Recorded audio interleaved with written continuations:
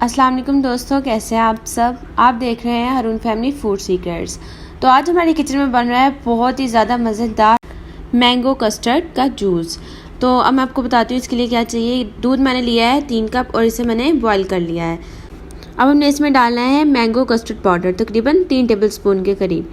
तो इस तरह मैंने इसमें पानी डाल के इसको मिक्स कर लिया है और अब हम इसे चम्मच के साथ हिलाते हुए इसके अंदर डालेंगे। आपने चम्मच स्टॉप करके नहीं इसमें डालना, इस तरह से ख़राब हो सकता है। तो आपने इस तरह से चम्मच हिला के इससे साथ साथ डालते रहना है और एक साथ इकट्ठा नहीं डाल देना, आपने इस तरह से इसे हिलाकर डालना है। तो अब हम इसे अच्छा तरीके से मिक्स करेंगे। तकरीबन 3 से 4 मिनट हो चुके हैं इसे पकाते हुए। अब हम इसके अंदर ऐड करेंगे शुगर। 4 टेबल स्पून मैंने शुगर ऐड किया है इसमें और अब हम इसे थोड़ी देर के लिए इसी तरह से पकाएंगे। लेकिन 10 मिनट हो चुके हैं और ये थिक भी हो गया है, तो फ्लेम ऑफ कर देंगे।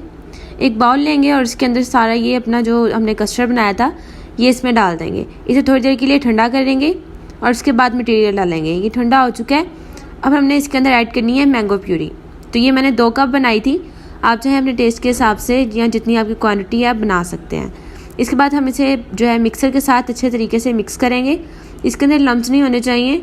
आपने अच्छे तरीके से इसको जो एग मिक्सर होता है उसके साथ आपने इसे मिक्स करना है। अब हम इसके अंदर ऐड करेंगे मैंगो के क्यूब्स। तो ये मैंने लिया था 1 कप। तो इसे अच्छे तरीके से हम जो है स्पून के साथ अब मिक्स करेंगे। अब हमने इसके अंदर तुखमलंगा डालना है। तो ये 1 कप मैंने भिगो के रख दिया था 1 रात पहले ही।